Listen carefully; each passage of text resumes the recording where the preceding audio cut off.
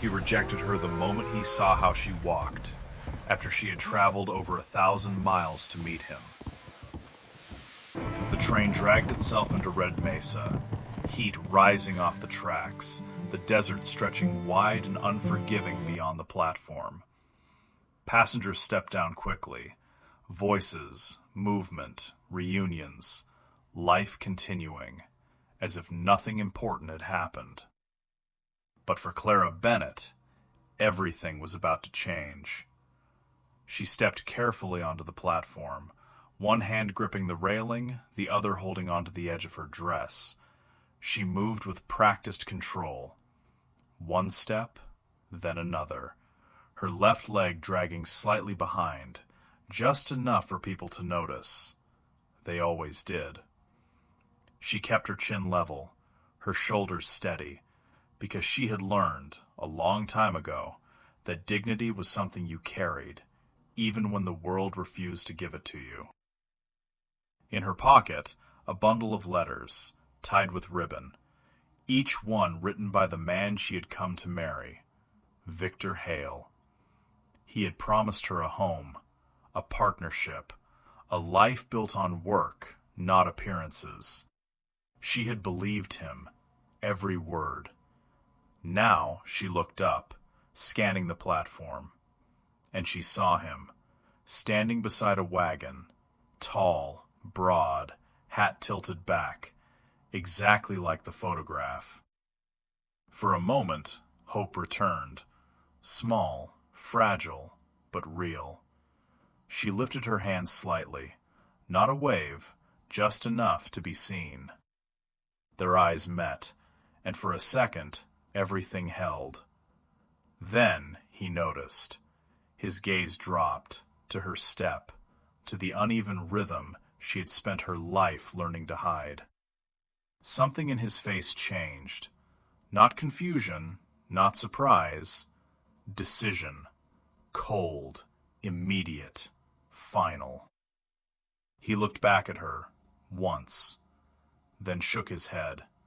Just once. No words, no hesitation, no explanation. He turned, climbed onto the wagon, snapped the reins, and rode away. Just like that. The dust followed him down the road until he disappeared around the corner. Clara didn't move, her hands still half raised, as if the moment hadn't caught up to her yet. The platform emptied, voices faded, people left. No one said anything. No one needed to. No one needed to. Because scenes like that told their own story. Slowly, she lowered her hand, pressed it against her skirt. Not to hide it, but to steady herself. Her throat tightened, her chest ached, but no tears came. She had learned that too. Crying didn't change what people saw. A voice broke the silence. "Ma'am, were you expecting someone?" She turned. An old station master stood nearby, watching. Kind eyes. Clara gave a small nod. "I was." Then, after a breath, "It seems I'm not anymore." The man sighed. "That wasn't right." "No," she said, "but it's done." And that was the part that mattered. Not what he did, but what came next. She looked down at her trunk, then at the empty road, then forward, because whatever life she had imagined was gone, and the only one left was the one she chose to build next. The town didn't stop for her. It never does. Red Mesa moved the same way it always had, Dust in the air, boots on wood, voices carrying down the street. And somewhere inside it, a woman no one planned for. Clara dragged her trunk down the road, step by step. Her leg ached, her hands burned, but she didn't stop. Stopping meant thinking, and thinking meant going back. She didn't look back. The boarding house sat near the edge of town, low roof, faded paint, a place people stayed when they didn't belong anywhere else. Inside, the air smelled of coffee and worn wood. A woman behind the counter looked up. "You need a room?" Clara nodded. "How much?" 50 cents a night, meals included." Clara opened her purse, counted slowly. $2, and a few coins more. 4 nights. Maybe 5, if she stretched it. That was all. "I'll take it." The woman slid a key across the counter. No questions, no curiosity, just business. That was easier. The days passed quietly. Clara worked when she could, carried water, helped in the kitchen, anything that earned a few extra coins. But work in a town like that didn't come easily. Not for someone like her. The looks returned, the whispers, not loud, never loud, just enough to remind her what they saw. By the 4th day, her money was nearly gone. 3 coins left. Not enough. Not for another night. That was when she heard about him. "The Holloway place?" a man said near the stove. "Thought he was dead already." "Still breathing, they say." "Barely. Needs help." Clara didn't turn, didn't interrupt. She just listened, because sometimes the world tells you where to go next, if you're quiet enough to hear it. Later, she asked, "Where is the ranch?" The man looked at her, up, down, judging. 2 miles out. Nothing out there but heat and dust. And trouble. Clara nodded. "Thank you." That was enough. She left at first light, the town still half asleep. Her trunk left behind, a small bag over her shoulder, because she knew whatever waited out there wasn't something she could carry her past into. The road stretched ahead, endless. The sun climbed quickly, heat rising from the ground. Each step pulled at her leg, each mile a quiet test. But she kept going, not because she was desperate, because she had decided. There's a difference. By the time the ranch came into view, the world had gone silent again. The house stood alone, weathered, tired, like something that had been left behind too long. The gate hung crooked, the garden dry, no smoke from the chimney, but something about it felt familiar. Not the place, the feeling, a life on the edge of being lost. Clara stepped onto the porch, knocked once. No answer. She waited. Still nothing.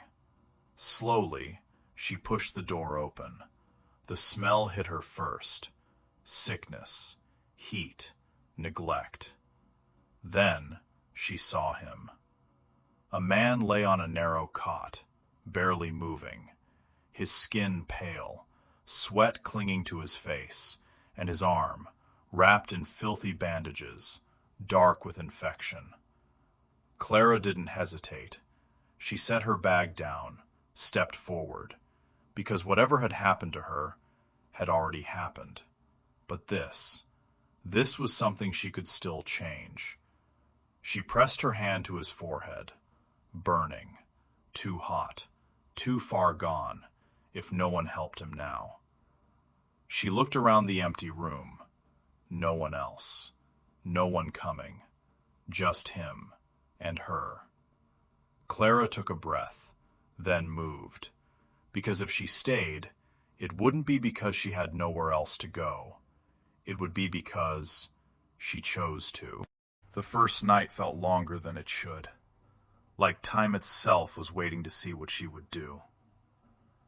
Samuel Reed didn't wake. His body burned with fever, his breath shallow, each rise of his chest uncertain. Clara worked through it. No hesitation, no panic, just memory. Her grandmother's voice, quiet, steady. Clean the wound first, or nothing else matters. She unwrapped the bandage. The smell hit harder this time. Infection. Deep. Spreading. "This will hurt," she murmured softly, even though he couldn't hear her. She cleaned it anyway. Careful. Precise. Like she had done before.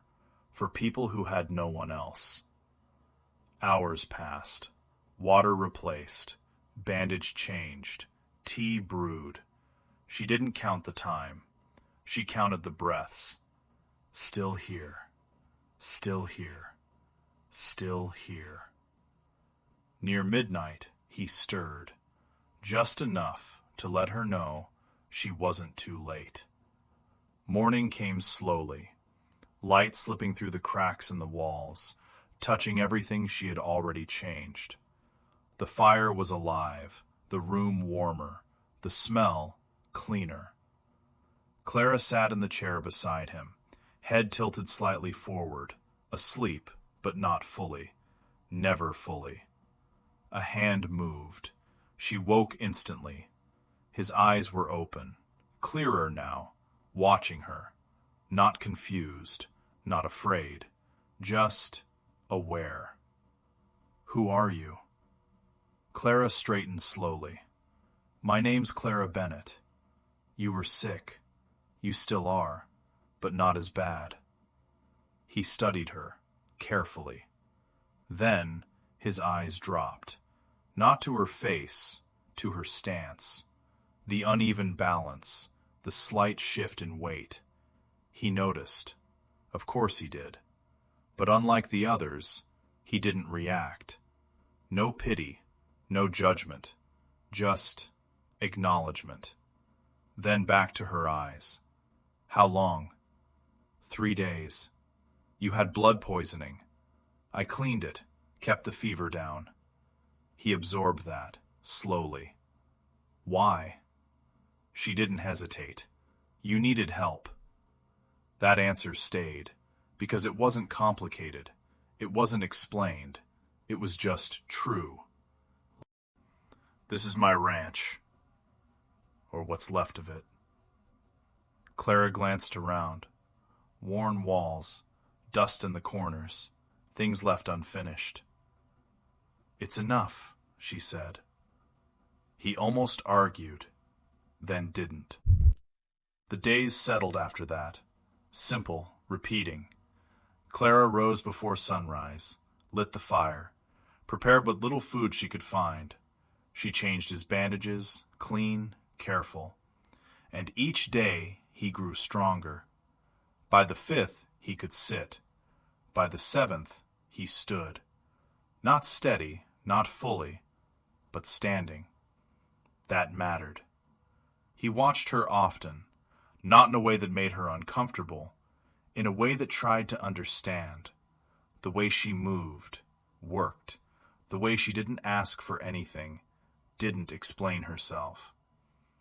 One afternoon she was cleaning the floor, dust lifting in the sunlight.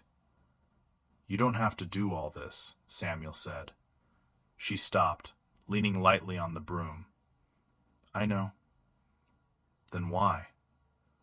She thought about it, just for a second. "Because it matters to me."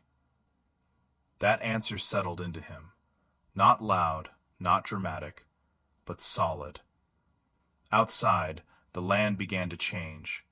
The garden, once dry and choked, slowly came back, under her hands. Green pushing through dust, life returning, quietly. Evenings came softer.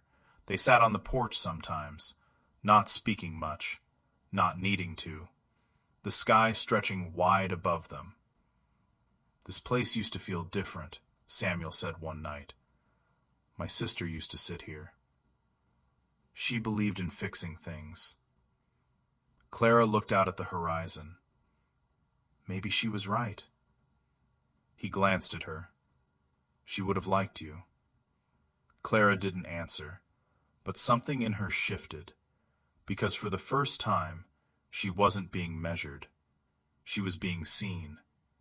And slowly, without either of them saying it, the ranch stopped feeling like a place she had walked into, and started feeling like somewhere she belonged. The town hadn't changed. It had just been quiet long enough for her to forget. Clara rode into Red Mesa early that morning, a small list in her hand. Supplies, flour, seeds, simple things. But the moment she stepped down, the air shifted. It always did. Eyes turned, voices lowered. Not loud enough to confront, just enough to be heard. She's the one. The limping girl. The one he took in. Clara kept walking, chin level, shoulders steady, because she had learned you don't win against whispers by listening to them. Inside the mercantile, it was worse, closer, sharper. She gathered what she needed, didn't rush, didn't react. Even when she saw her, a woman near the counter, well-dressed, cold eyes. Victor Hale's mother. Their gazes met, just for a second. No words, but everything was said. Clara turned away first, because some things weren't worth answering. She finished quickly, left the store, back into the open air, but the feeling stayed, followed her, all the way back to the ranch. Samuel saw it immediately, the way she moved, too controlled, too quiet. Something happened. Clara shook her head. It's nothing, but her voice said otherwise. That night, she didn't sleep, lying still, eyes open, staring into the dark, the whispers replaying, the looks, the judgment, until finally it broke. Silent tears, not loud, not desperate, just tired. On the other side of the wall, Samuel heard it. Didn't move, didn't interrupt, because some pain needs to be felt before it can be faced. The next morning, he rode into town, not fast, not angry, just certain. By the time he returned, something in him had settled. He found her inside, packing, carefully, quietly. I'm leaving. Samuel didn't react, just stepped closer. Why? I won't be the reason you lose everything. They're already talking. They'll keep talking. And I don't belong here. That word again. Belong. Samuel looked at her. Really looked. You saved my life. That's not nothing. She shook her head. That doesn't change what they see. No, it doesn't. He agreed. That surprised her. Then he stepped closer. But it changes what I see. That landed deeper. She didn't speak, didn't move. Stay. Not because you have nowhere else to go, but because this is where you choose to be. Her hands tightened on the trunk. The words felt different. Not pity, not obligation. Choice. She closed the trunk slowly, didn't open it again. The church hall was full that Sunday. Laughter, conversation, until they walked in. The room went silent. Every face turned. Every voice stopped. Clara felt it, the weight of it. But this time, she didn't step back. Samuel's presence beside her, steady, unmoving. Then, the door opened again. Victor Hale stepped inside, confidence in his stride, arrogance in his eyes, his mother close behind. Well, Looks like she found somewhere to land. The words spread through the room, sharp, deliberate. Clara didn't answer, but Samuel did. That's enough. The room held its breath. Victor smirked. You took in what I left behind. That your plan now? Samuel didn't raise his voice. He didn't need to. This woman walked 2 miles through desert heat to save my life. The room shifted, stayed when she didn't have to, worked when there was nothing left worth saving, brought life back to a place I'd given up on. Each word, steady, certain. You judged her by how she walks. I judge her by how she stands. That broke something in the room. Victor's smile faded, just slightly. She is worth more, Samuel continued, than anything you turned away from. Silence. Heavy. Complete. Victor looked around. No one stepped in. No one supported him. For the first time, he wasn't in control. He turned, left without another word. And just like that, the story changed. One person stepped forward, then another. A nod, a greeting. Not everyone, but enough. Enough to break the barrier. Samuel turned to her. May I? Clara looked at his hand, then placed hers in it. And for the first time, she didn't feel like she was standing alone. The town didn't forget overnight, but it stopped pretending it knew everything. Red Mesa felt different after that Sunday. Not kinder, but quieter. The whispers didn't disappear. They just lost their certainty. And sometimes, that's enough. Clara noticed it in small ways. A nod from someone who used to look away. A greeting where there had been silence. Not acceptance, but something closer to it. Respect. Back at the ranch, life settled again. Work, sunrise, sunset, simple things, but different now. Samuel moved stronger, the limp in his step nearly gone, the weight in his shoulders lighter. And Clara no longer walked like she was passing through. She walked like she was staying. One evening, the sky stretched wide in amber light, the kind of quiet that doesn't press, it holds. Clara stood near the fence, looking out across the land, not measuring it, not fearing it, just seeing it. Samuel stepped beside her, same as always, not in front, not behind, beside. You could still leave. Clara didn't turn. I know. There's a stage leaving in the morning. I know. He watched her, carefully. You wouldn't have to explain anything.